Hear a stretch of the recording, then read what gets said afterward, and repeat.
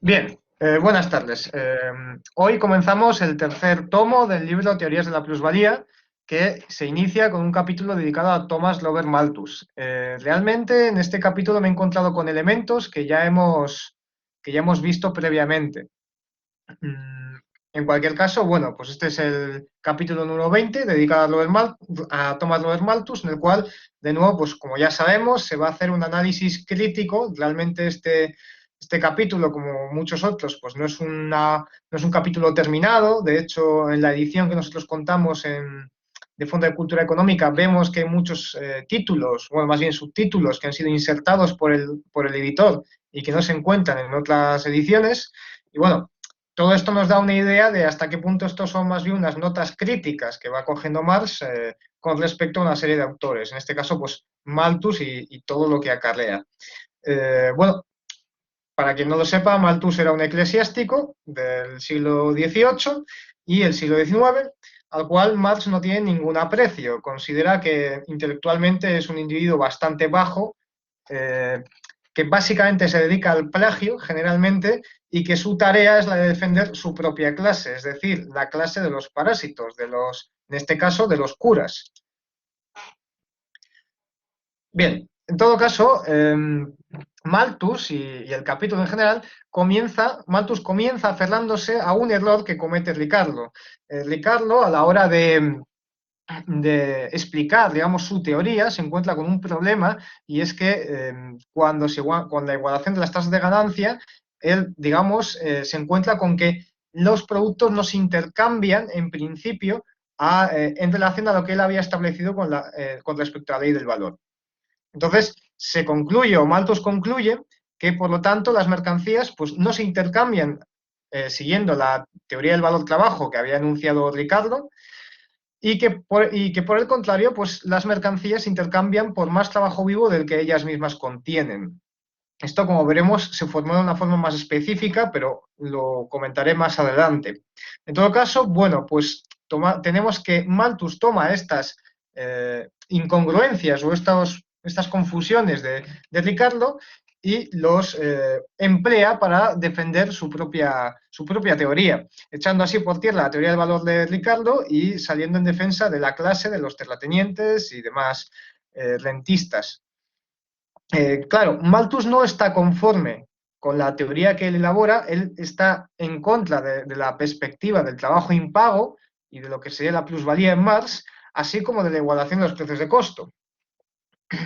Malthus lo que concluye es que la desigualdad en el intercambio entre trabajo y capital, eh, en esa desigualdad las leyes de la distribución no van a depender de las leyes de la teoría del valor, ¿no? Del intercambio mercantil.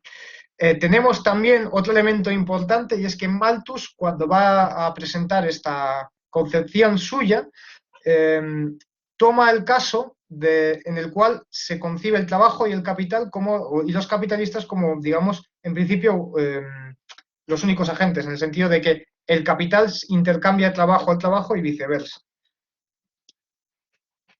En todo caso, voy a explicar la teoría del valor que nos presenta Malthus.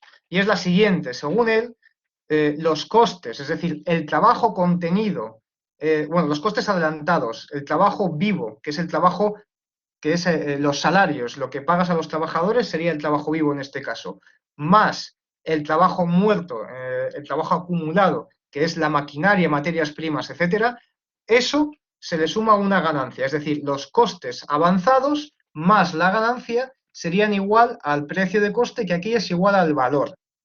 Eh, por lo tanto, esto ya nos recuerda al modelo, vamos a decir, ortodoxo de la economía, en el cual los precios incluyen ya en sí mismos una ganancia. Claro, para Malthus se incorpora la ganancia en la propia definición del valor. No existiría valor sin ganancia en este caso. ¿Qué significa todo esto? Bueno, pues en primer lugar, cómo esta ganancia no surge de un trabajo impago, sino que surge en la venta. Es decir, para Malthus, el precio por el que tú vendes la mercancía es su valor, y ese precio contiene la ganancia, y esa ganancia consiste en vender más caro de lo que a ti te costó producir. Es decir, consiste en que esa mercancía que tú has producido o que ha producido los trabajadores y te has apropiado tú como capitalista, esa mercancía pueda emplear, pueda movilizar más trabajo del que ha costado. Es decir, que puede intercambiarse por un valor superior al de los costes de la producción. Nosotros, que tenemos ya una perspectiva marxista, pues directamente intuiríamos que esa diferencia, que efectivamente cuando se produce la venta se manifiesta una ganancia, esa diferencia entre los costes y el valor del producto acabado es el plusproducto, es el plusvalor. Es decir, es trabajo que no ha sido retribuido a los trabajadores. Pero no, para Malthus ese no es el caso. Malthus parte de nuevo de la idea de que es en el intercambio, es en la venta donde se, digamos, crea o se da lugar a esta ganancia. Por lo tanto, esto no es más que una teoría de la estafa.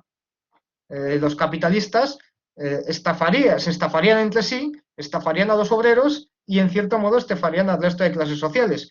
Pero, claro, ¿cuál es el problema de esta ganancia que surge, como ya digo, de la venta, de un engaño? Porque realmente sabemos que los costes de producir esa mercancía no son tales como el precio por el que se vende. Bien, pues el problema reside en que al realizar esta estafa entre los capitalistas, ellos no pueden generar ninguna ganancia. A saber, si yo te vendo a ti más caro la materia prima con la que tú produces zapatos y tú me vendes esos zapatos también no más caro de lo que realmente cuestan, nos estamos estafando al uno al otro de tal forma que se anulan esas ganancias. Esa estafa, ese origen de la ganancia en la venta se anularía porque el uno engaña al otro. Claro, esto no sería así para los obreros. Los obreros, por su posición, por la posición en que se encuentran en la sociedad, no podrían, digamos, resarcirse de la estafa a la que se ven sometidos, porque ellos solo pueden vender su fuerza de trabajo, solo pueden vender su trabajo, que para Malthus el trabajo vale exactamente lo que vale el salario. Malthus no distingue entre fuerza de trabajo, como haríamos nosotros, y trabajo o producto del trabajo. Malthus concibe el salario como el producto del trabajo, como lo que añade el trabajo al producto en este caso. Bien, pues como los obreros, digamos, no pueden a la hora de vender, a la hora de vender su fuerza de trabajo, realizar una estafa equiparable a la que hacen los capitalistas cuando venden sus productos, pues no podrían resarcirse. Y de ellos, es decir, de la venta de mercancías a los trabajadores, sí que habría lugar para esa obtención de la ganancia mediante el engaño. Y es aquí donde decía yo esto de que Malthus concibe el intercambio entre capitalistas y obreros, sencillamente. No nos va a hablar del intercambio que se realiza entre los capitalistas, sino que sencillamente los va a ver como dos bloques. Claro, aún así, aún con todo esto, existe un problema, y es que a pesar de que los obreros vayan a, digamos, verse sometidos a este engaño y vayan a pagar el pato, sigue habiendo una parte de la demanda que va a quedar insatisfecha. ¿Por qué? Porque se va a querer vender productos por un valor mayor del que existe demanda solvente para adquirirlos y por lo tanto va a haber una sobreproducción, va a haber productos que no se van a vender. Eso en principio. Pero es aquí donde Malthus, bueno, pues saca a relucir a qué clase pertenece él y nos dice que esa demanda que en principio quedaría insatisfecha, la van a suplir los terratenientes, el Estado, la Iglesia, etcétera. Es decir, trabajadores improductivos. La conclusión que saca Malthus de esta teoría del valor es muy funcional para él, puesto que parece autoevidente que es necesario que existan estos parásitos de la sociedad, estos rentistas, que, digamos, extraigan parte del producto que genera la clase capitalista para su propio ingreso, ¿no? Para mantenerse. En este sentido, tendríamos que aparece como una necesidad que del capitalismo, ¿no? Desde la perspectiva de Malthus, aparece en la sociedad burguesa la necesidad de crear una clase destinada única y exclusivamente al gasto, una clase dedicada al despilfarro, a ser improductiva. Bien, más adelante Marx entra a detallar un poco cómo funcionaría este sistema por el cual las ganancias se realizan en la venta y no en la producción. Indica la existencia de tres grupos capitalistas. La clase capitalista A, que sería aquella que vende productos que son necesarios para la población obrera. La clase capitalista B, que es aquella que vende materia prima y maquinaria a la clase capitalista A. Y en este caso, bueno, pues como veíamos antes, solamente la clase capitalista A puede realmente obtener, digamos, puede realizar el recargo sobre el coste de la mercancía, ¿no? Sobre el coste de la producción, realiza un recargo, es decir, sube el precio y esa subida va a representar la ganancia. Bien, pues esto lo puede hacer con respecto a los trabajadores, que no van a tener capacidad de, digamos, rechazar o anular ese recargo. Claro, en principio, la clase capitalista B no puede hacer lo mismo con la clase capitalista A.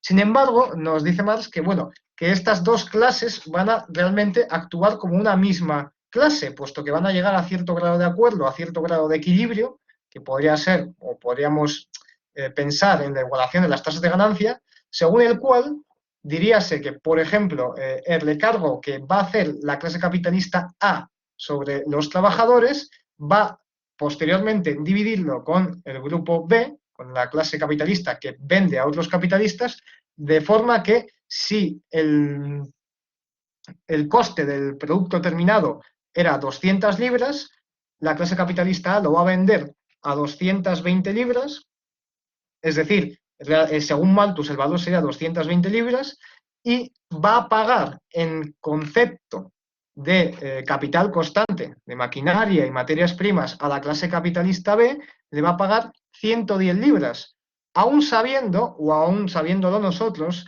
que realmente el coste en cuanto a capital variable y capital constante de ese producto que viene a ser maquinaria y materias primas que vende BA es solo 100 libras. Entonces vemos que tendrían ambos capitalistas, en este sencillo ejemplo, una tasa de ganancia del 10%. Y, digamos, esa es la secuencia según la cual, habiendo de aplicado el recargo al producto final y habiéndolo pagado la clase obrera, cómo luego se distribuye entre estos dos grupos.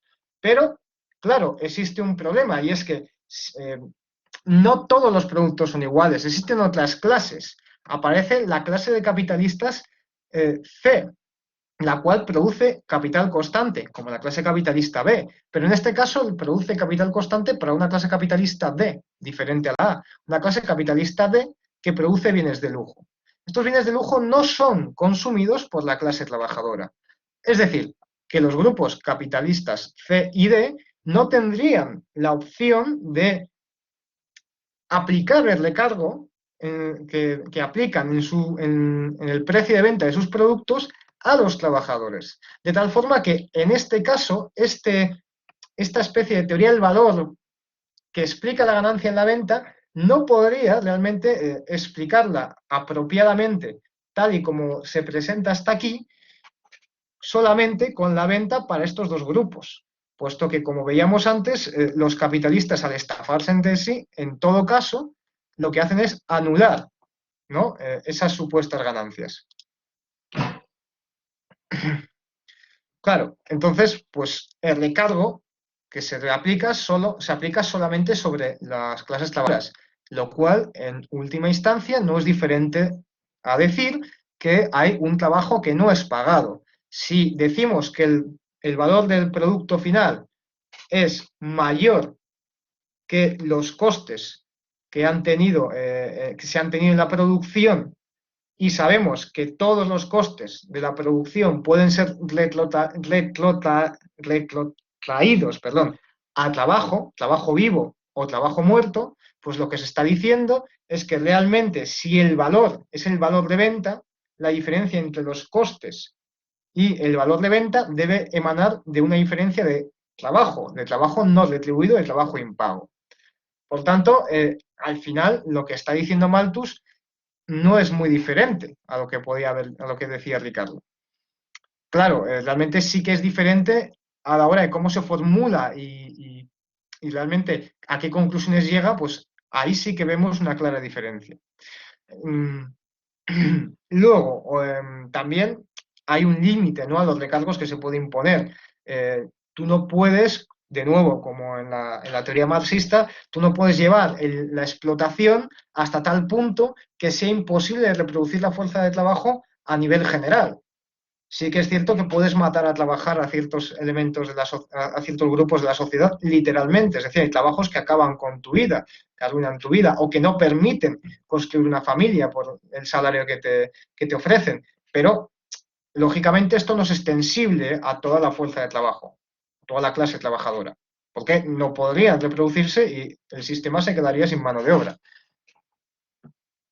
Bien, en este esquema de la teoría del valor, que nos presenta de nuevo Malthus y que critica Marx, pues tenemos también unas definiciones, ¿no?, para trabajo improductivo y trabajo productivo, que vienen a ser un poco las que ya conocemos, por lo menos a brocha gorda, ¿no? Tenemos que el ingreso, ¿no?, el concepto de ingreso sería el que se asocia a los trabajadores improductivos. Ellos tienen un ingreso que lo emplean para suplir gastos vitales y, en todo caso, un ingreso que sirve para emplear sirvientes y demás tipo y demás trabajadores que no tienen realmente un fondo, una actividad, un trabajo concreto que sea productivo.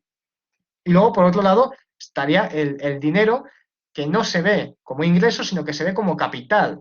Es decir, que se invierte de tal forma que busca una ganancia y que, por lo tanto, busca emplear trabajadores que son asalariados, que son productivos.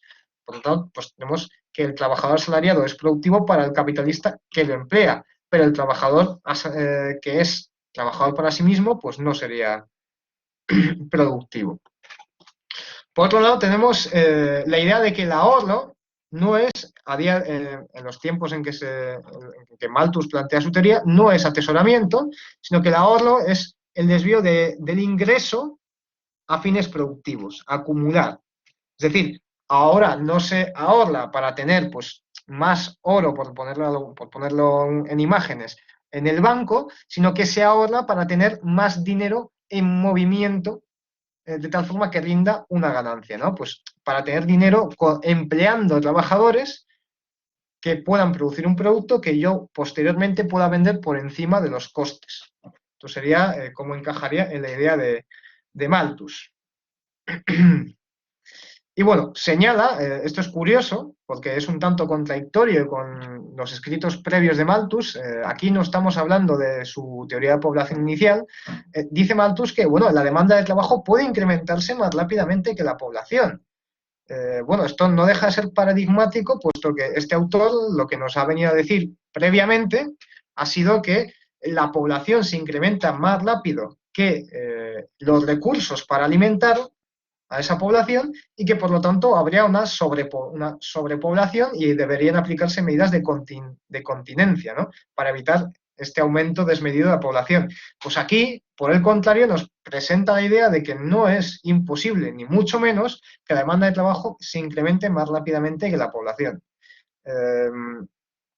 La verdad, viendo lo que nos va diciendo Malthus y cómo le critica Marx, parece que este tipo no era muy honesto. En todo caso, hay que hacer una crítica, ¿no?, a esta teoría del valor, porque lógicamente no es la que coincide, no es la que defiende Marx. Y bueno, pues en primer lugar, habría que decir que el modelo no es coherente, porque el modelo lo soluciona Malthus con un deus ex machina, ¿no?, tal y como lo indica Marx. Es decir, introduce un factor externo y no explica el origen de este factor externo. Introduce una clase, o un grupo social que está dedicado al gasto, al despilfarro, pero no se explica el origen del ingreso de estos grupos, de estos parásitos, no se dice de dónde proviene. Este elemento recuerda a algo que ya vimos en capítulos anteriores, en el libro anterior, y es que había un modelo similar, que es de un economista, ahora no recuerdo quién era, que también hablaba de que la ganancia se realizaba en la venta. Bien, pues ese economista se encontraba con el mismo problema, bueno, Marx le criticaba la misma circunstancia, y es que las estafas no pueden ser origen de la ganancia. Claro, ¿qué hacía este economista? Bueno, pues decía que los terratenientes serían los que, digamos, suplirían esta falla del modelo. Pues bien, ¿acaso, suponiendo, ¿no?, que los terratenientes tengan ingresos de épocas previas al capitalismo, es decir, tengan tesoros que despilfarrar, su tesoro no es eterno. Es decir, en algún momento, en caso de que esos ingresos que sirven para suplir la baja demanda del modelo que nos ha presentado Malthus provengan de esos tesoros, no de ese atesoramiento previo, de esos, en caso de que eso fuese así, aún así es incompleto, porque realmente vemos que la sociedad burguesa está continuamente en expansión y por lo tanto sus necesidades de valorizar su producto, pues, y el paso del tiempo mismamente van a hacer que esos tesoros originales terminen por desaparecer, suponiendo que sirvan, ¿no?, para suplir esa demanda. En todo caso, habría que decir también que el plusvalor está latente en lo que ya mencionábamos, que era la necesidad de que haya un trabajo impago. Es decir, de nuevo, si estamos diciendo que todos los costes pueden ser explicados como trabajo vivo o trabajo muerto, y estamos diciendo al mismo tiempo que el producto que se vende por su valor, y ese valor supera los costes, que son trabajo, lo que estamos diciendo realmente es que hay una diferencia de trabajo entre el coste y el precio al que se vende el producto. Esa diferencia de trabajo es trabajo no retribuido. Eso es un plusvalor que está ya en la mercancía antes de la venta. Y ese plusvalor se origina, se crea en la producción, no en la venta. Así que en todo caso el origen de la ganancia estaría en la producción. Sí es cierto, y sería válido, ¿no?, reconocer el papel importante que juega la distribución y la demanda en lo que sería la formación de la ganancia. Pero eso no quiere decir que realmente la ganancia se quede en el proceso de venta. Por último, menciono aquí, porque antes lo he indicado como precio de coste, el precio de coste para algunos de estos autores es idéntico al valor, pero desde la perspectiva marxista sabemos que no es así, que una cuestión es el precio de coste, que son efectivamente los costes que se han adelantado para producir una mercancía, y otra realidad es el valor, y otra realidad de nuevo es el precio de producción. El precio de producción incluiría la ganancia y el valor incluiría, junto al precio de coste, incluiría el plus trabajo, ¿no?, el plus valor. Entonces, por establecer esta diferencia con respecto a Malthus y otros autores que hablan de precio de coste como idéntico al valor porque está incluyendo en él mismo una ganancia. Bien, si recordamos lo que habíamos leído previamente de Ricardo, sí, bueno, es verdad lo que dice David aquí, y por eso en parte lo explicaba. Marx usa la idea de precio de coste en estos capítulos como de precio de producción. No obstante, también veremos matices, ¿no? Pero sí, digamos que un poco Marx se está adaptando al lenguaje que emplean los autores a los que critica. Y además él mismo está formando su propio pensamiento. En todo caso, si recordamos lo que habíamos leído de Ricardo, podemos recordar que era muy hostil hacia las clases parasitarias, ¿no? De nuevo, hacia los terratenientes, hacia los curas, etcétera. Todos estos segmentos de la población que son improductivos. Pues bien, lógicamente, la teoría de Malthus, que se está sustentando en este caso sobre errores de Ricardo o confusiones de Ricardo, y que además pretende validar el papel social de la clase parasitaria, pues va a tener obviamente conflictos con los ricardianos. Un conflicto que me resulta bastante, o me ha resultado interesante, es que para Malthus, en contra de lo que planteaba Ricardo, la tendencia consiste en emplear menos capital fijo y más trabajo. Es decir, no como podría plantear otra vez Marx, ¿no?, que dice que el capital constante va a aumentar más rápidamente que el capital variable. No, Malthus nos plantea lo contrario, que va a prevalecer el capital variable sobre el capital constante cada vez más. Por otro lado, para los ricardianos, el papel que tiene el capitalismo y la producción burguesa es el de desarrollar de forma, sí, de la mejor forma posible, ¿no?, al máximo, diríamos, de una forma óptima, las fuerzas productivas. Es decir, el papel de la producción burguesa es desarrollar la capacidad de producir para que ésta cree una gran riqueza. Es decir, el capitalismo tiene un papel desarrollista en el sentido de que ofrece muchos valores de uso, ofrece mucha riqueza a la sociedad, ¿no? Que aplica este modelo de producción. Por último, decir que, bueno, Malthus recoge la parte que no es revolucionaria del capitalismo. Si Ricardo observa esta faceta positiva del capitalismo a la hora de crear riqueza, Malthus se va a quedar con la versión de esta creación de riqueza, digamos, no negativa, pero sí aquella que le conviene, y es que para él esta capacidad del capitalismo de generar tanta riqueza, para lo que sirve es para ampliar la base social de trabajadores improductivos, es decir, de nuevo, de parásitos, de gente como él, de curas, de soldados, de funcionarios del Estado, de terratenientes, por supuesto, y de los sirvientes de los terratenientes. Y todo esto, además, se hace a costa de una clase obrera que vive en condiciones miserables, ¿no? Este proceso de creación de riqueza y de extender la clase parasitaria se debe o se va a realizar a costa de, pues como veíamos antes, estafar a la clase obrera con una venta de productos por encima de sus costes, ¿no?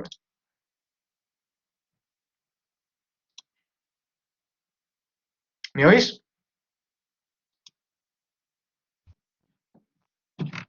¿Perdona, me oís? O...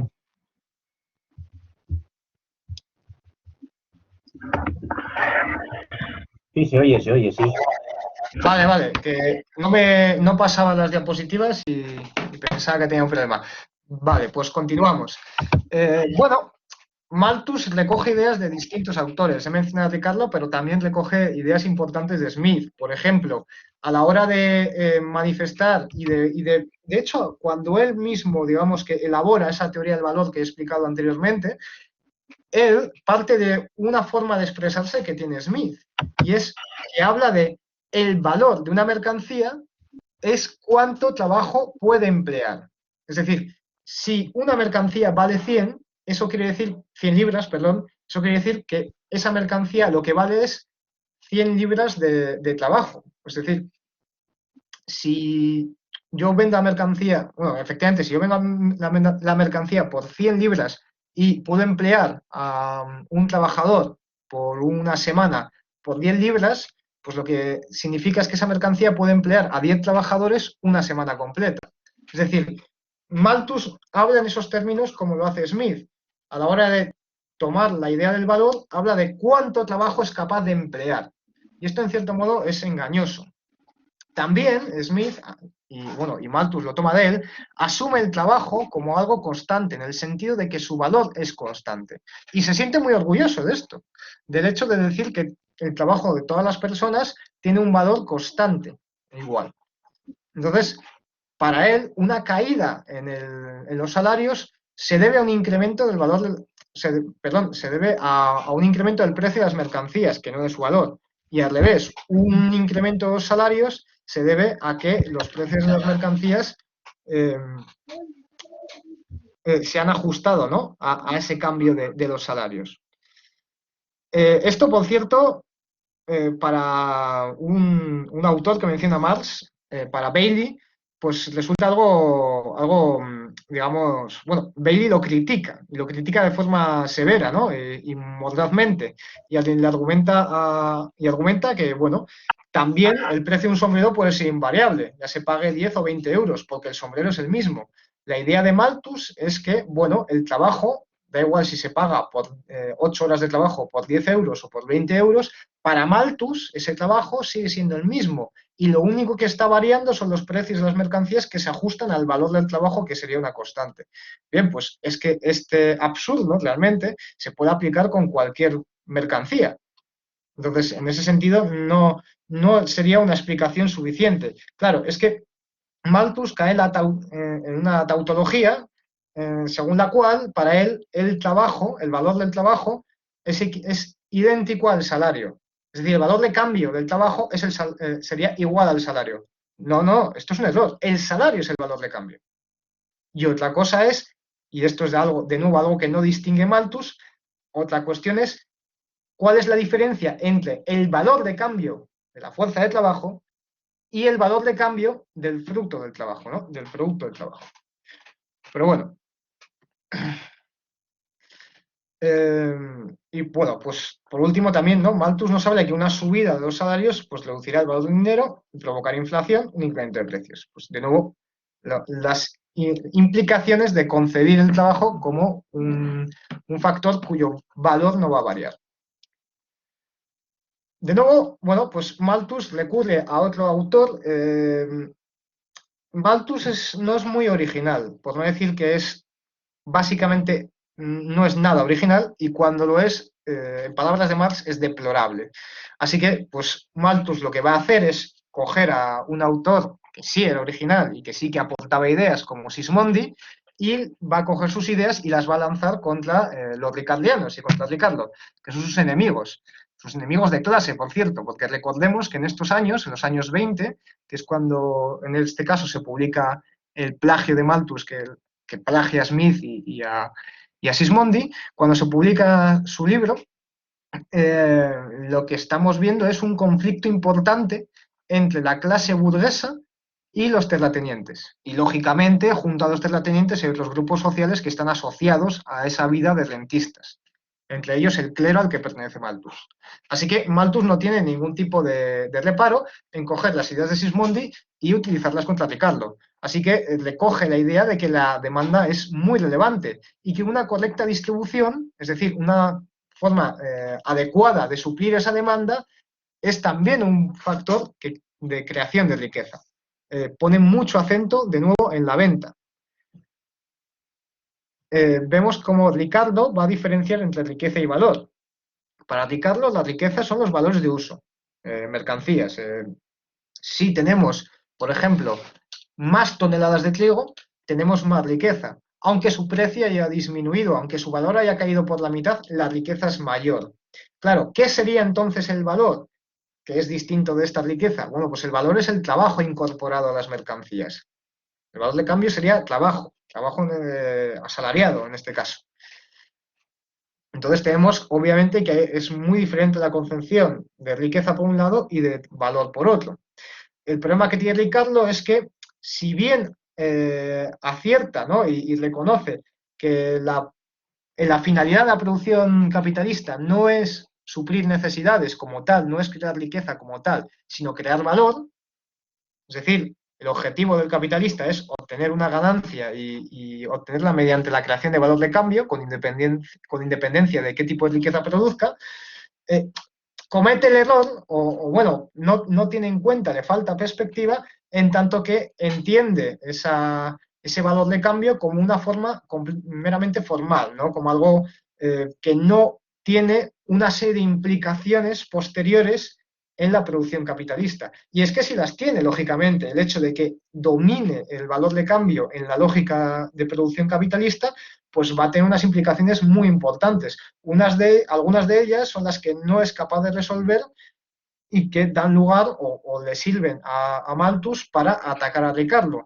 Me estoy refiriendo de nuevo pues, a las dificultades que encuentra Ricardo para explicar los precios de mercado con una teoría del valor basada en el trabajo sin tener en cuenta la diferencia entre plusvalía y ganancia, que de nuevo, esto lo vimos en capítulos anteriores, Ricardo no distingue entre plusvalía y ganancia. Entonces, en Ricardo, el modelo de producción capitalista es absoluto y esto no admite contradicciones. No admite contradicciones, al menos contra su meta, que bueno, no es exactamente crear riqueza, sino crear valor, pero este valor contingentemente crea riqueza. Por lo tanto, en el objetivo de crear valor y por tanto de crear riqueza del capitalismo, como modo de producción absoluto en la concepción de Ricardo, no habría cabida para contradicciones con este objetivo. ¿Qué significa esto en otras palabras? Que el modo de producción capitalista, como un modelo absoluto, eterno, óptimo, no, digamos, entraría en contradicción no entraría en crisis, no entraría en circunstancias en las cuales destruye riqueza. Claro, nosotros, que ya hemos bueno, que ya han pasado más de 200 años desde este tipo de discusiones, somos conscientes de que las crisis del capitalismo pues, no se han resuelto, que por lo tanto el capitalismo no es un modelo de producción absoluto y que sí que encuentra contradicciones con ese objetivo de crear continuamente mayor valor, porque eventualmente, cada X tiempo, cae una crisis y esa crisis destruye riqueza y destruye valores. En cambio, Sismondi, que de nuevo se fija en la demanda y observa que hay problemas importantes con la producción burguesa y la capacidad de la demanda de adaptarse, ¿no?, a esta producción burguesa, pues defiende que hay una contradicción explosiva en el sistema, pero Sismondi vacila y no parece tener claro cuál es la mejor forma de abordar este problema. Si bien, por un lado, que el Estado lime este tipo de esta condición y, digamos, pueda doblegar las relaciones de producción a las fuerzas productivas, o si directamente es necesario unas relaciones de producción, las relaciones sociales diferentes que no generen este tipo de contradicciones. Claro, Malthus es un crítico del capitalismo en tanto en cuanto le sirva para justificar la existencia de su clase. Por lo tanto, ¿qué le interesa a Malthus? Pues este tipo de apreciaciones de Sismondi para de esta forma meter su deus ex machina, ¿no?, su factor externo, según el cual es necesario que haya una demanda adicional sostenida por una clase de rentistas, despilfarradores, etc. Bien, aquí presento un pequeño esquema. Si bien es cierto que el ensayo sobre la renta no he podido encontrar el título original, pero vamos, no creo que tenga mucho misterio. Tenemos, digamos, las tres obras más relevantes de Malthus, pues aquí descritas cronológicamente y según a quién ha plagiado, ¿no? Pues comienza con su ensayo sobre la población, que es una crítica a la Revolución Francesa y que se lo plagia a Townsend. Después desarrolla un ensayo de la renta, que es un plagio de James Anderson, que al mismo tiempo es una reactualización de su teoría de la población y que de nuevo la emplea para defender a los terratenientes. Y por último, pues saca adelante principios de la economía política, o la política económica, perdón, en 1820, un año después de que Sismondi publicase su obra y la cual plagia, también recogiendo ideas de Smith, pero es que encima aquí se introducen algunas innovaciones por parte de Malthus que, en palabras de Marx, pues son deplorables, ¿no? Algunos de las ideas que llega a desarrollar Malthus, pues las califica de muy bajeza intelectual, de absurdos tautológicos, etcétera. Y no le falta de todo razón, porque realmente la teoría del valor que hemos visto desplegada por Malthus es bastante pobre. Bien, aquí he recogido otros elementos. En cierto modo, aquí terminaré la presentación, aunque obviamente esto está abierto a preguntas y hay más temas que no he tocado, pero bueno, que quedan en el texto. Otros elementos que me han parecido interesantes, y comienzo con uno bueno, que se remonta de nuevo a temas que hemos visto antes. Parece bastante claro que Marx escribe estas notas críticas de una forma relativamente continua, es decir, cuando está escribiendo estos pasajes no ha pasado mucho tiempo desde que escribió los anteriores, tiene todo esto fresco y en mente. De hecho, bueno, pues vemos que usa los mismos términos en varias ocasiones. Y bueno, nos dice que hay un ricardiano anónimo que, bueno, a la hora de sumarse a este conflicto con los malthusianos, pues hace un gran punto, ¿no? O se acerca por lo menos al secreto del glut. Recordemos que el glut es esa situación en la cual hay una sobreproducción y el mercado es incapaz de absorber los productos, las mercancías. Entonces nos dice así, o algo así, vaya, porque lo he transcrito. El incremento de la demanda de los obreros lleva a un incremento de precios, a mayores ganancias, que a su vez incentivan mayor abarrotamiento del mercado.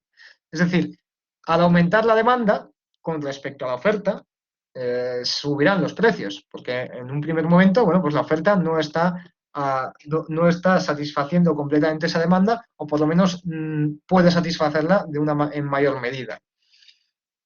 Y por lo tanto se genera una subida de precios, se amplía la oferta, se amplían también las ganancias y esto lleva a un mayor incentiva a que haya un mayor abarrotamiento del mercado. ¿Qué sucede? Que hay un momento en el cual se ha producido más de lo que la demanda solvente puede adquirir. Y no es que la demanda solvente haya caído, no, la demanda solvente ha seguido creciendo, pero ha crecido a un ritmo más lento del que podía, del que ha crecido la propia producción. De tal forma que se llega a una situación en la cual muchas mercancías son completamente invendibles. Invendibles de nuevo con respecto a la demanda solvente, no a una especie de demanda teórica donde aquí cada uno tiene unas necesidades que pueden ser las que sean, pero que si uno no tiene dinero, pues esa demanda no es efectiva, no puede realizarse. Por tanto, que yo quiera pues yo puedo querer una casa y puedo no pagármela. Por lo tanto, eso no se concibe, ¿no?, como demanda solvente y no entra en juego en la economía. En todo caso, hay otro elemento con el que concuerda con Malthus Marx, y es aquel en el que nos dice que el avance, el desarrollo de la sociedad capitalista hará que se incrementen las clases medias, que son improductivas, y que se reduzca en términos relativos el proletariado. Lógicamente, esto se consigue gracias a avances en la productividad. Pues bien, esto es una idea que ya hemos visto previamente y que me gustaría resaltar también, en cierto modo, por otra idea que creo que encontramos en el Capital, y es aquella según la cual los pequeños capitalistas, la pequeña burguesía, por la concentración y centralización del capital, por la competencia entre capitales, pues va a acabar siendo desplazada y proletarizada, ¿no? La pequeña burguesía es una clase en transición. ¿Qué nos dice esto? Que por un lado tenemos que la pequeña burguesía está condenada a desaparecer, o por lo menos está sometida a una presión que de nuevo la presiona a proletarizarse y a desaparecer.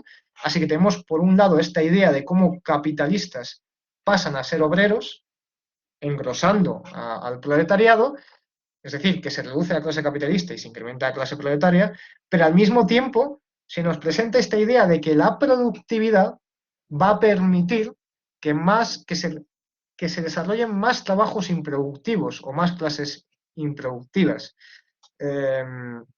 Bueno, si pensamos, yo creo que a día de hoy esto es algo que en cierto modo lo hemos comentado alguna vez y de nuevo en cierto modo se confirma que hay mayores segmentos de la población que no estarían insertos en lo que sería pues un trabajo productivo.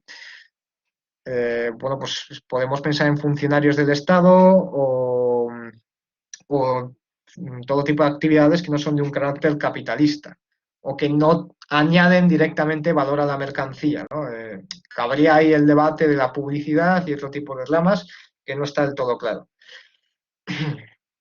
Continúo, ¿no? Pues también hay un elemento, ¿no? De todo lo que discrepan, hay algo en lo que coinciden Ricardo y Malthus, y es que la clase obrera debe tener incentivos negativos, bueno, debe tener incentivos a, bueno, pues, digamos, jugar el papel que juega en la producción capitalista.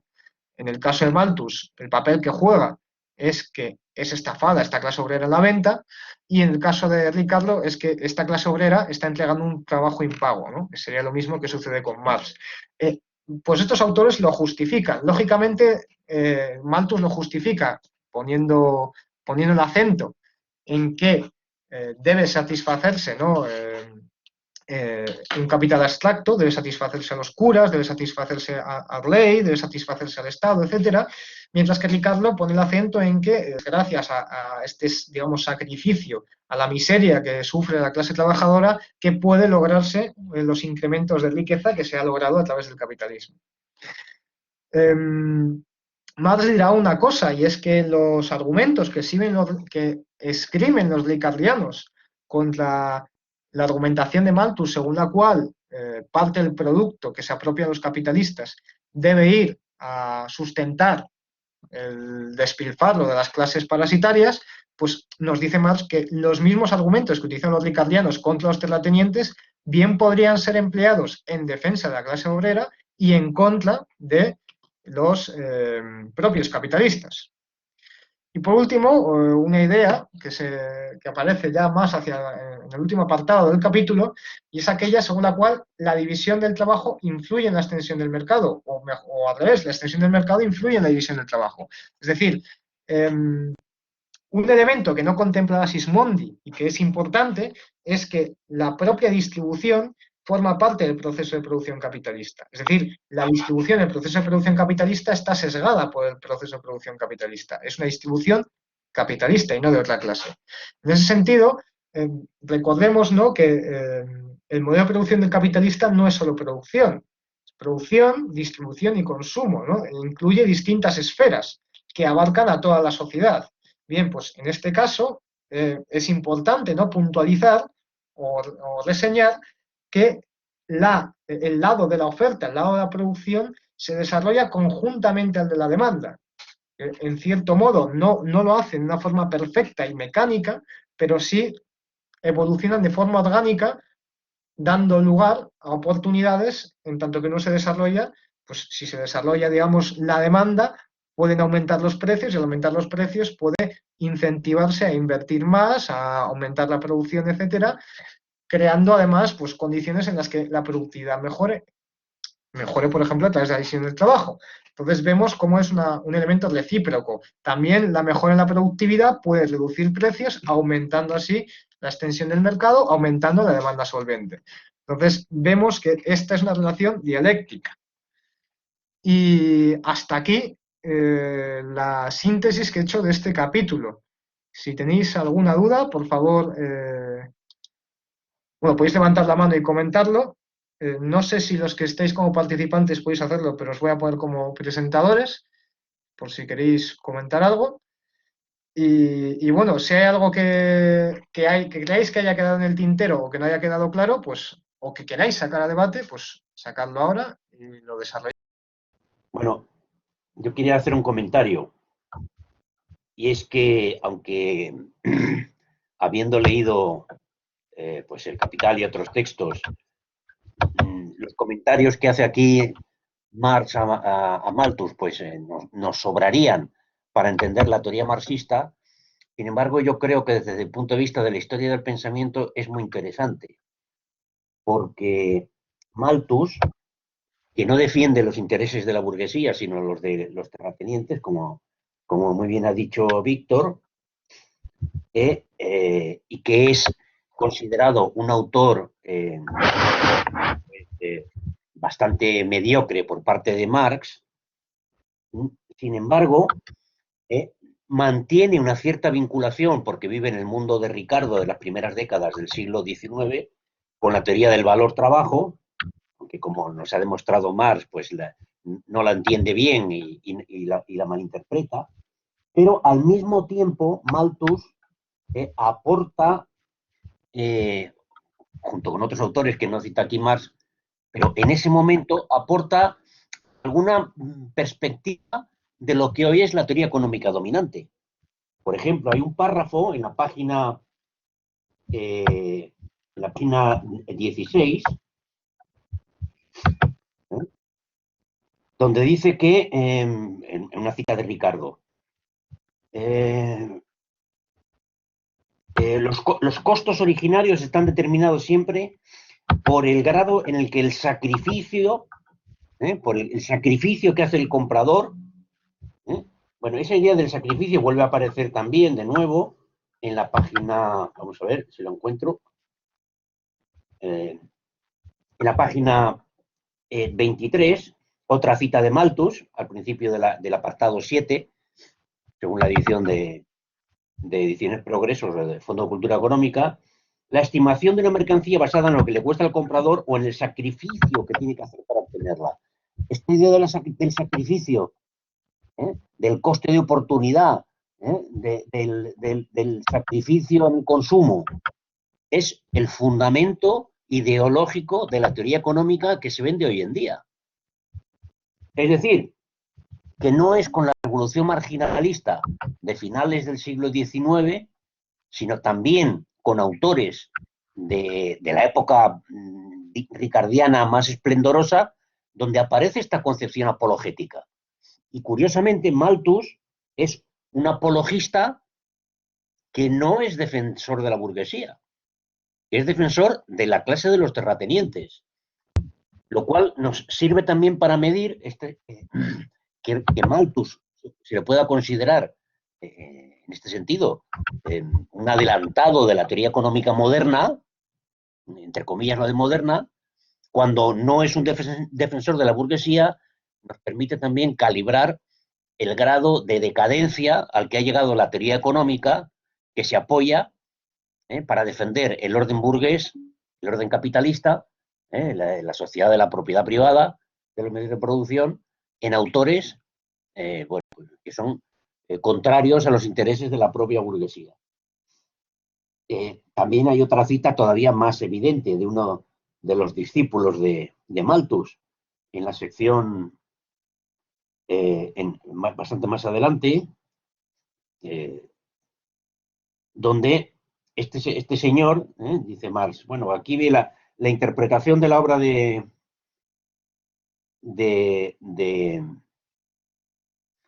Malthus por parte de una en la página 52.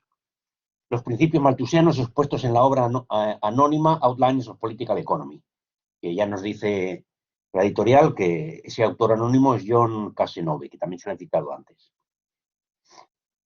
Cita muy importante, porque dice ya en esa época, 1832, todavía no se ha producido la revolución del 33 en Francia, ni la revolución del 48 en Alemania. Es decir, el capitalismo está en pleno esplendor y sin que nadie le tosa. Es el mundo del, como le llamaba Fukuyama ahora, del fin de la historia, solo que el fin de la historia en esa época pues era el dominio absoluto del capital británico. Sin embargo, este señor va y dice que el trabajo constituye la única fuente de la riqueza parece ser una doctrina peligrosa, porque brinda un asidero a quienes afirman que toda propiedad pertenece a las clases trabajadoras y que la participación que en ella obtienen otros les es arrebatada o robada a aquella. Es decir, que cuando nadie pone en cuestión en el 32, Marx no era muy joven, tenía pues 12 años. Tenía 12 años Marx, cuando ya los economistas burgueses comienzan a ver que la teoría de él, bastante antes de que Marx desarrolle su concepción más científica, que la teoría del valor, esto nos puede traer problemas. Estas cuestiones de detalle, que no son tan de detalle, porque nos ayudan a matizar esa interpretación que dice que primero vinieron Adam Smith y Ricardo, con los apologetas de turno, pero que dominaban el escenario, que luego vino Marx, dio la vuelta a la teoría del valor en contra de la economía burguesa, y por eso vino la revolución marginalista, la teoría del equilibrio, para sustituir la teoría del valor trabajo por la teoría del valor utilidad, dado que ésta había caído en manos de los socialistas. Bueno, en el 32 todavía no había caído en manos de los socialistas, y ya ven que hay un peligro en ella. No porque no sea científica, sino porque es peligrosa. Otra cuestión interesante hay muchas, de este capítulo, pues es, por ejemplo, la crítica a una concepción dominante hoy en la izquierda. Forma parte del discurso habitual de los sindicatos. Los salarios, si no crecen los salarios, pues entonces, ¿qué pasa? Pues que si no crecen los salarios, ¿quién va a comprar las mercancías? Porque claro, los trabajadores son el grueso de la sociedad de consumo y el ajuste salarial dificulta la venta de las mercancías. Bueno, pues, no solamente aquí, en otros sitios también, pero también aquí, Marx vuelve a insistir en que es imposible que los asalariados, con sus salarios, adquieran todas las mercancías que han producido. Es imposible. Páginas 32, 33, etc. Es decir, que si un sindicalista keynesiano de esos dominantes, que son el 99,9%, porque el otro 0,1% son sindicalistas anarquistas, que son peor todavía, pues si se leyera estas páginas, pues a lo mejor no decía esas estupideces. Bueno, es difícil que se lo lleguen a leer. En los comentarios a Marx, a Malthus, en esta misma página 32, hay una intuición que a mí me parece muy interesante. No, no, ojo, a la hora de ver los capitalistas hay que distinguir los capitalistas que producen bienes de consumo obrero, los capitalistas que producen bienes de capital para fabricar bienes de consumo obrero, los capitalistas que consumen bienes que no consumen los obreros, que solo consumen los propios capitalistas, y faltaría decir, porque no le interesa en este momento en la discusión, los capitalistas que producen bienes de capital para fabricar los bienes de lujo, los bienes que no consumen los trabajadores. Esta distinción entre bienes de consumo obrero y bienes de consumo de lujo, o de los capitalistas, y bienes de producción orientados al consumo obrero, y bienes de producción, bienes de capital orientados al consumo de lujo, pues desde el punto de vista del análisis de las sociedades actuales es muy interesante. Porque ¿qué es lo que vemos? Que la economía española se basa exclusivamente en fabricar bienes de consumo obrero. De forma muy limitada, bienes de capital para consumo obrero. Mientras que la economía alemana está especializada en fabricar bienes de consumo de lujo y bienes de capital para la industria de consumos de lujo y bienes de capital para la industria de consumo obrero. Bueno, ¿qué ocurre? Pues que la economía alemana, sus intereses, desde el punto de vista de la gestión macroeconómica, sus intereses en relación con los aumentos o no de los salarios, son muy distintos de los capitalistas españoles y no lo entienden los propios capitalistas. O lo entienden, pero no tienen la fuerza política suficiente para manifestarlo. Porque para al capitalista alemán le da igual el ajuste salarial. Él no vende coches para que lo compren los obreros, vende coches para que lo compren los empresarios. Cuanto más bajos sean los salarios, más altos serán los beneficios y más demanda habrá de sus productos. Bueno, esta distinción, de nuevo, pues también es muy interesante. Por tanto, esto de la teoría de la plusvalía, en medio de la crítica a unos autores, bueno, Malthus es un poco más conocido, los que vienen después, hoy ya prácticamente no los ha leído nadie, no los lee nadie. A Malthus algún demógrafo de vez en cuando lee alguna cosa, algún economista para alguna clase de historia del pensamiento, pero a los que vienen después, a Torrens y a todos estos, no lo lee nadie. Y sin embargo es importante leerlo porque, como vemos, pues hay muchas intuiciones que, vistas desde principios del siglo XXI, nos da muchas claves para continuar con la crítica a la teoría neoclásica, la teoría dominante, pero también a las teorías dominantes en amplios sectores de la izquierda, teorías neorricardianas, keynesianas, etc. Bueno, pues ese es el comentario general que quería hacer de esta parte. Recogiendo algunas cosas que has comentado, Joaquín, por un lado, no solamente el coste de oportunidad, ¿no?, que se incluye en la economía tradicional, sino también el markup. Se parece a la idea del recargo que se ha expresado aquí. Un recargo que se realiza sobre el precio, que lo pagan los trabajadores y que se puede hacer porque se tiene una especie de poder de mercado. Me recuerda, vamos, a esa idea. Sí que es cierto que el markup se marca en empresas multinacionales.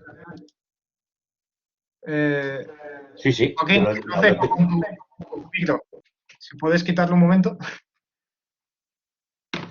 Y otra cuestión que relaciona con lo que decías ahora, bueno, es que realmente Marx esta división le da mucha importancia, porque la encontramos en el libro segundo del Capital, la encontramos en el folleto que se llama Trabajo Salario, Precio y Ganancia, ¿no?, si no recuerdo mal, y efectivamente es muy relevante, y en esto acertaba en cierto modo, ¿no?, Sismondi acertaba un poco, ¿no?, y también, como decías tú, Malthus, a la hora de poner el acento en esa importancia de la demanda y de cómo se produce la distribución. Entonces, habría que ver, ¿no?, también, efectivamente, si tú vendes a un grupo social o a otro, pues las condiciones, las inelasticidades, ¿no?, la capacidad de negociar con ese grupo, pues va a ser muy diferente. Entonces, pues recogiendo esas ideas que como vemos, todavía perviven estas ideas del markup o del coste de oportunidad, etcétera. Y bueno, David quería decir algo, así que adelante. Sí, otro punto que también me parece interesante en el capítulo de estas como marginales y que ha comentado Joaquín un poco de ello, que tiene que ver con cómo se comprenden las cosas y con la acción política y la relación entre ciencia y revolución. En la página 46, cuando está hablando de Sismondi, nos dice algo que ya me parece a mí que lo he dicho ya otra vez en este mismo libro, la diferencia entre condenar categóricamente las contradicciones de la producción burguesa y comprenderlas, ¿no? Y nos dice en Marx que Sismondi las critica categóricamente, pero no las comprende, razón por lo cual no comprende tampoco el proceso de su disolución, que esto nos lleva, pues eso, a las tesis sobre Feuerbach, ¿no? Y a la relación entre comprensión exhaustiva, comprensión científica y capacidad revolucionaria.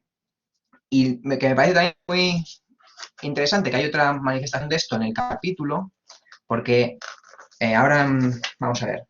Él comienza hablando de las incoherencias de la teoría malthusiana, ¿no? Todas los errores y las contradicciones que entra con respecto a la parte positiva de Adam Smith, la parte positiva de David Ricardo, y llega un momento en el que el título está metido por los editores, donde se entra en la esencia social, ¿no? Y entonces, Marx llevaba 30 páginas hablando de los errores teóricos y aquí nos va a meter a qué grupo social le son funcionales esta perspectiva errónea de la economía política.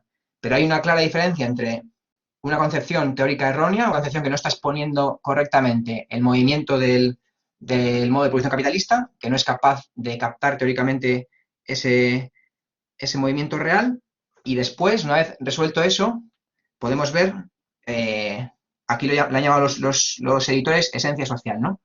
Cómo responde a una clase social determinada.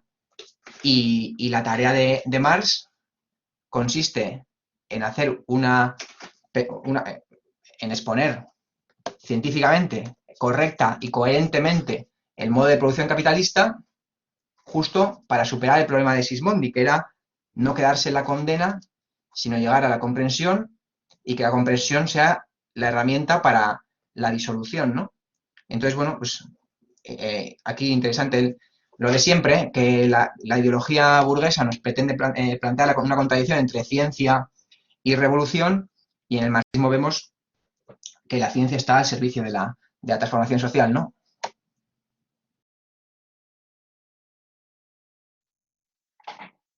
Pues no sé si tenéis algo más que decir.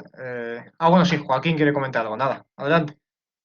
No, yo lo que quiero comentar es la frase última del comentario de David, que ya ha aparecido en otros foros. Yo no estoy tan seguro. Es decir, estoy totalmente de acuerdo en que, como la cita me parece preciosa, ¿eh?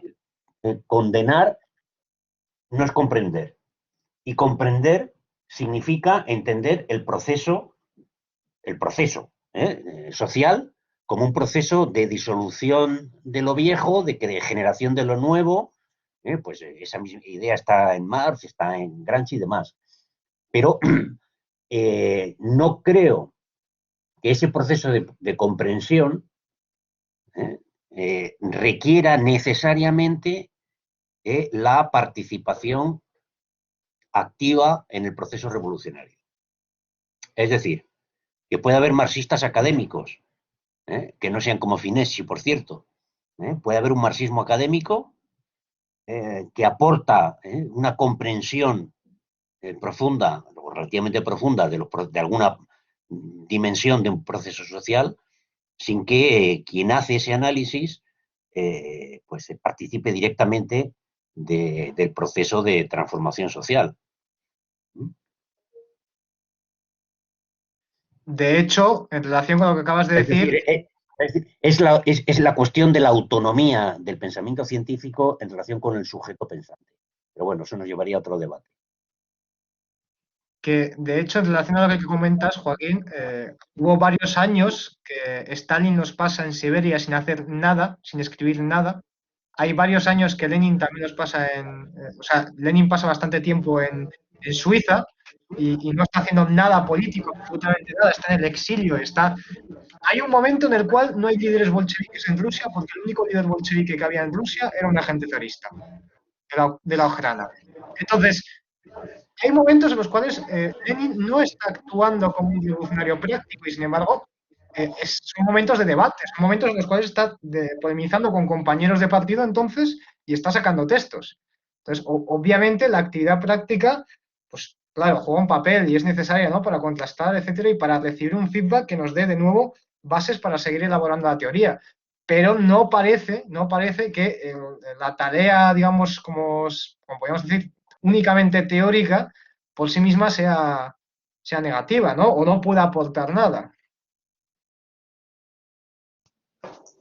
Sí, sí, yo no estoy en contra de la cuestión, porque justo por lo que había dicho al inicio, de que Marx dedica 30 páginas a resaltar las incoherencias lógicas de la teoría malthusiana, y esa tarea hay que resolverla antes de decir que Malthus trabaja para los terratenientes, porque si decimos que Malthus trabaja para los terratenientes, pero no somos capaces de superar su teoría, pues nos quedamos en Sismondi, no llegamos a Marx. Yo estoy de acuerdo en el trabajo teórico específico que hay que hacer. Lo que yo, bueno, últimamente no lo llamaría académico. Marx y Engels han hecho trabajo teórico, trabajo científico y trabajo organizativo revolucionario. En ningún caso vinculado a la academia, pero sí absolutamente escrupuloso y, ¿no?, lo que consideramos científico. Y tampoco creo que, vamos, es parte del trabajo revolucionario. Hay trabajo revolucionario teórico que hacer y trabajo organizativo y trabajo sindical y trabajo de partido. O sea, hay muchas tareas revolucionarias. Yo creo que un marxista que desde un espacio académico esté elaborando, avanzando en las tareas teóricas del proletariado, está haciendo trabajo revolucionario. Lo que pasa es que trabajo revolucionario del campo teórico. Y yo también estoy de acuerdo en que no hace falta que, si necesita tiempo para resolver esa cuestión y no va a estar en otras, pues Marx mismo ejerce esa realidad, ¿no? Y todos la gente que aportaba algo al marxismo ejerce eso. Ha habido un momento en que se han tenido que dedicar a la lectura más que a otras cosas, porque si no, no hay forma de dar la batalla teórica. Vamos, completamente en contra de una visión simplista de la relación entre teoría y práctica, como si hubiese que estar 50% en las barricadas y 50% entre los libros. Claro, las necesidades de la revolución no tienen nada que ver con eso. Y la No, relación entre no, no, teoría y no, praxis. no dudo la posición, pero también hace falta una crítica de las propias tesis de Feuerbach. La tesis 11 también tiene que ser objeto de crítica teórica y crítica práctica. La concepción que se tiene es que no puede haber conocimiento científico revolucionario, transformador, profundo, no puede haber conocimiento en el sentido de Marx, en el sentido del materialismo histórico, sin práctica revolucionaria. Bueno, pues yo eso lo discuto.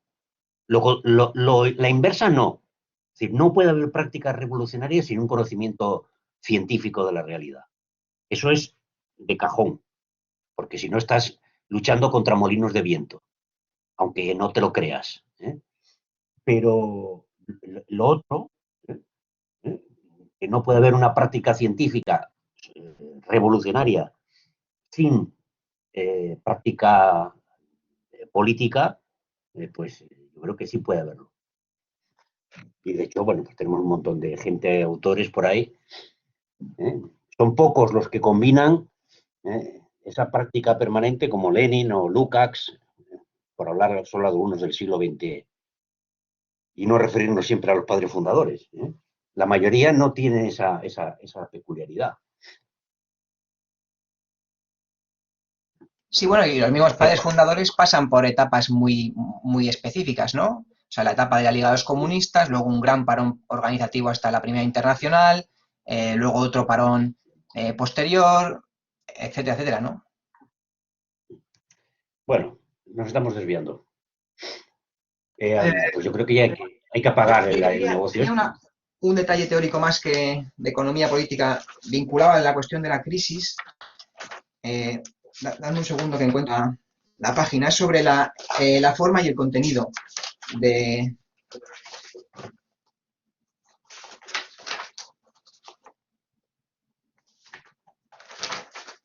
Mierda, espera, todo apuntado. La página 44.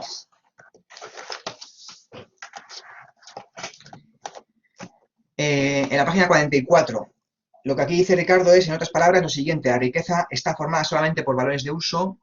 Lo que él hace es convertir la producción burguesa en una mera producción de valor de uso, lo que deja de ser lo que no deja de ser una peregrina concepción, tratándose de un modo de producción dominado por el valor de cambio, bla, bla, bla. Para él, la forma específica de la riqueza burguesa es algo puramente formal que no mella en su contenido. Esta cosa aparecía en el capítulo de la crisis y por eso aquí vuelvo a hablar otra vez de lo que implica esto para las crisis. Y nada, solamente era por si a ver qué opináis vosotros. Aquí vemos que se está oponiendo la forma burguesa de organizar la producción y que da a las mercancías no solamente un valor de uso, sino también unas peculiaridades formales. Esa forma social tiene un contenido y tiene unas leyes y una dinámica o sea que ¿cómo es esto del contenido de la forma? Pues fíjate, David, que a mí la cita que mencionas y la relación que estableces entre contenido y forma me recuerda un poco a la relación que vemos precisamente en el capitalismo, donde domina la ley del valor y, bueno, el valor de cambio. ¿Por qué? Porque tenemos, por un lado, lo que es obvio, y es que en la producción donde se crea la riqueza. Pero, y es precisamente lo que le critica Marx a Sismondi en este texto. Sismondi no ha entendido que la distribución es capitalista también. Entonces, el problema está en que la distribución, ¿no? Digamos, el lado de la forma, en este caso, por ponerle este nombre, el lado en que los sujetos intercambian estas mercancías, juega un papel muy relevante. Entonces, aquí la forma es capaz de incluso, digamos, doblegar, ¿no? Las fuerzas productivas. Y esto es, claro, algo que no alcanza a ver Ricardo, ¿no? Para Ricardo la forma simplemente podríamos decir que es una consecuencia del contenido. Y efectivamente, la forma es una consecuencia del contenido, pero hay que ver que esta forma también influye sobre el propio contenido. Es como cuando decimos, o cuando dice Lenin, que el cerebro que las ideas y el cerebro, o sea, y la actividad neuronal es la forma de organización de la materia superior. Bien, pues esa forma de organización de la materia superior, de ese cerebro, esas ideas, en la medida en que pueden influir sobre la sociedad y sobre el desarrollo de las fuerzas productivas o el mundo material, pues también las ideas, digamos, tienen ese lado material en el sentido de que influyen sobre la materialidad. Pues aquí lo mismo, ¿no? La forma como producto del contenido, y esto es como yo lo interpreto, la forma como producto del contenido tiene un papel muy importante a la hora de, digamos, determinar completamente, darle un acabado a ese mismo contenido, ¿no? Tiene una vuelta hacia atrás. Sin embargo, y esto es lo que no podemos debatir si somos materialistas, el contenido siempre tendrá una posición jerárquica de mayor relevancia, ¿no? Será determinante. Determinante, pero no, de nuevo, de forma mecánica. Sí, yo con la cuestión con la que lo hilaba era, al principio del Capital, del libro 1, se menciona, ¿no?, la cuestión de que los valores de uso constituyen el contenido material de la riqueza, sea cual sea la forma social de esta, ¿no? Y que en la sociedad burguesa, pues, además de valor de uso, portan valor de cambio. Entonces aquí establecemos una primera distinción entre contenido material de la riqueza y forma social de la riqueza. Contenido material, valor de uso; forma social, en este caso, valor de cambio. Pero automáticamente lo que Marx va a hacer después es, bueno, ¿y este valor de cambio de dónde viene? Entonces nos va a hablar luego del contenido de esta forma. Esta forma social tiene también eso, tiene también lo que tú dices, vinculado a la cuestión del consumo, o sea, tiene la forma social, tiene el contenido vinculado a las relaciones de valor, ¿no? Entonces, como que hay otro despliegue más. Quiero decir que la primera distinción forma-contenido, contenido material, forma social, a medida que andamos en la forma social, esa forma social, pues tiene eso, sus propias contradicciones. Bueno, no sé cómo. Joaquín, perdón, ibas a decir algo. No, yo creo que este párrafo es otra ocasión más, otra cita posible para señalar cómo para Marx el proceso de producción es unidad de proceso de fabricación y proceso de circulación. La circulación es condición necesaria para que el contenido material de los objetos se exprese satisfaciendo una necesidad. Y la forma concreta en que circula esos objetos en el capitalismo requiere la metamorfosis de la mercancía. Y la metamorfosis de la mercancía es el momento en el que se manifiestan las contradicciones entre un trabajo cuya utilidad es producir valores de uso y cuya utilidad material y también social es producir valores de uso, y un trabajo cuya utilidad social en el capitalismo, bajo la forma capitalista de producción, es producir valores de cambio. Por tanto, plusvalía, ganancia, etc.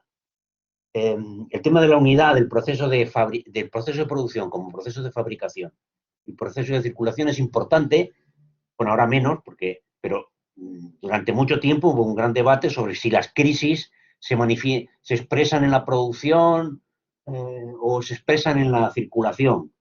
El papel que tiene la crítica que hacían muchos neorricardianos o post-keynesianos al marxismo y a la economía marxista es que solo se fija en la producción, pero no tiene en cuenta la distribución, el mercado.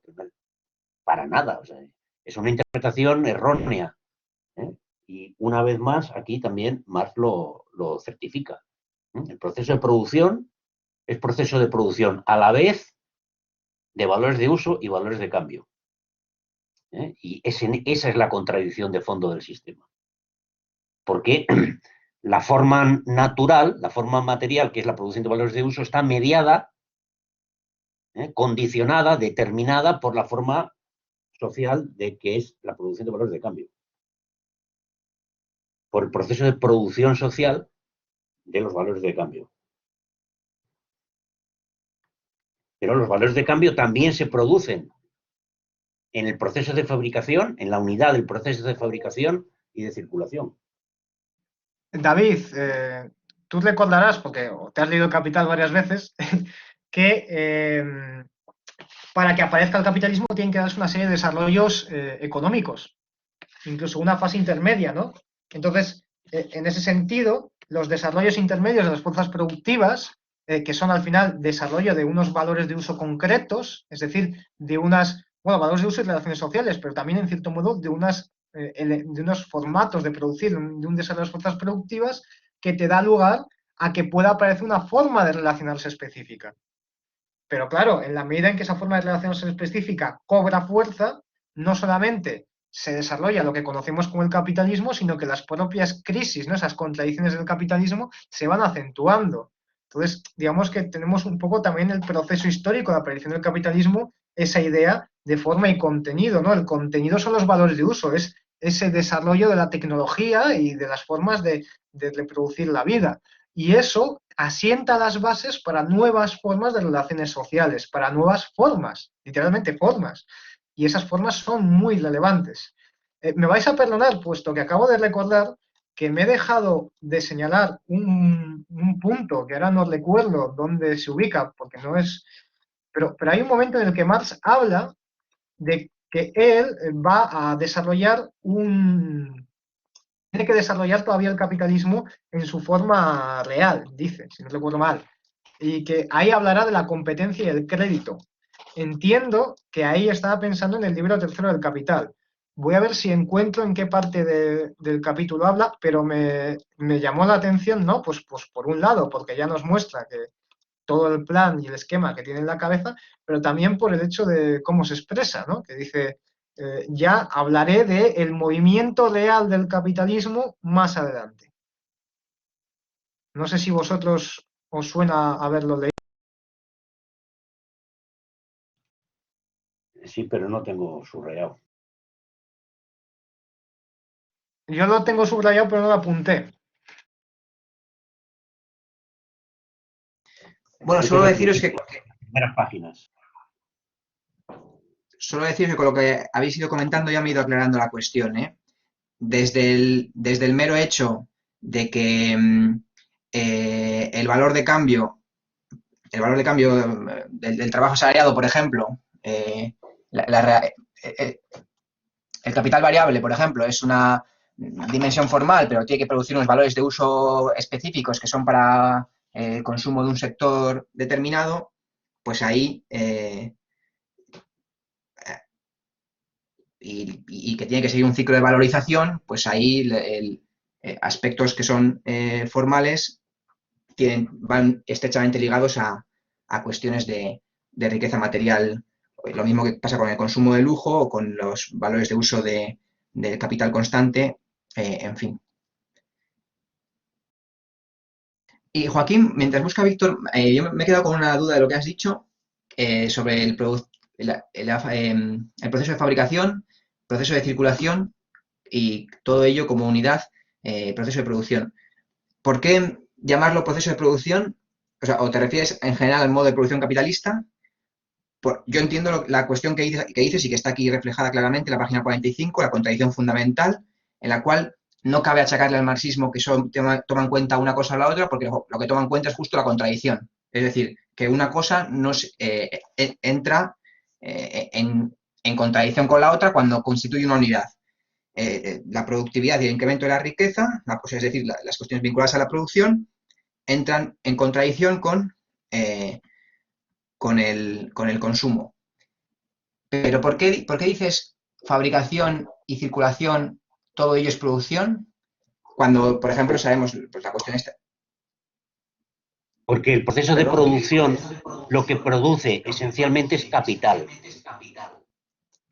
¿Eh? El proceso de producción capitalista subordina la satisfacción de las necesidades humanas, la aplicación del trabajo a la satisfacción de las necesidades humanas, a la producción del propio capital. Y esa es la contradicción, la limitación principal del modo de producción capitalista y de la que van a surgir todas sus contradicciones que llevarán en un momento u otro a su superación. Es proceso de producción de capital. Cuando Marx habla del proceso de producción, no habla de la producción de bienes y servicios. El proceso de producción no es la suma de los servicios turísticos y las naranjas que se fabrican en España. No, no, no. Es la producción del capital. Por eso creo que es importante insistir siempre que el proceso de producción capitalista es unidad del proceso de fabricación y de circulación, de aquello en lo que se vehiculiza ese proceso de producción del capital a través de la metamorfosis, que son los bienes y servicios, los objetos útiles.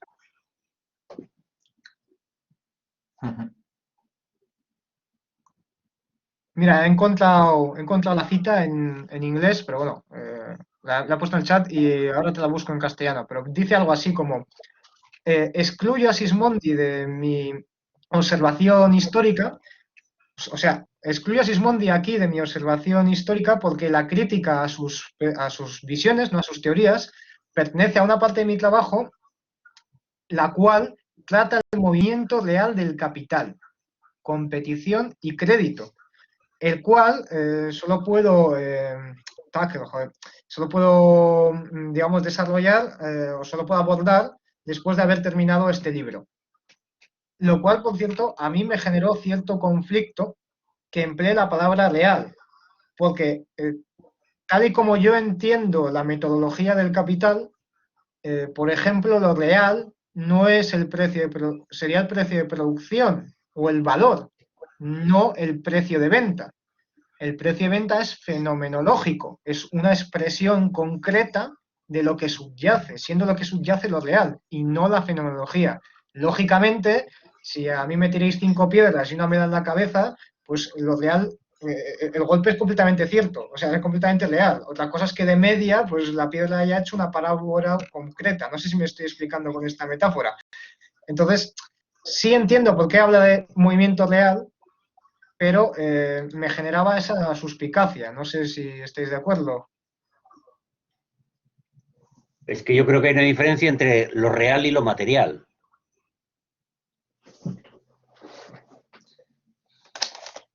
Claro, como que en este caso, por real se refiere específicamente a lo concreto, ¿no? A cómo se materializa. Que No, la no, producción de capital es totalmente real y material. No está solo en la cabeza de los capitalistas y de los obreros alienados. claro, no, eso, por supuesto, pero también es real las dinámicas tendenciales del capitalismo que nos expresan directamente en la O sea, también son reales los valores o los precios de producción. Yo vendo una silla y la puedo Claro. vender por encima o por debajo del precio de producción, pero el precio de producción me está, digamos, determinando el valor de mercado de la silla en cada momento. Entonces, por eso me generaba cierta suspicacia. No, no digo que sea incoherente ni que sea conflictivo, porque realmente puede hacer referencia a eso, ¿no? A lo real como a cómo opera en la práctica concreta. De todas maneras, no olvidemos que esto es un manuscrito escrito a toda velocidad, mientras sigo leyendo un montón de autores, y tampoco hay que basarse en estos textos para estas cuestiones filosóficas, ¿no? Bueno, yo os lanzo hipótesis de si se puede estar refiriendo a la oposición entre eso último que ha dicho Visto, entre realidad y abstracción, y justo, como sabemos que empieza el prólogo del Capital diciéndolo de el laboratorio en el cual en vez de reactivos químicos tenemos que abstraer, y, y abstraer significa eliminar de consideración una serie de cuestiones y ir abordando de manera aislada fenómenos del conjunto real, pues se puede estar oponiendo a eso, ¿no? Real versus abstracción. De momento está en etapas abstractas o más abstractas.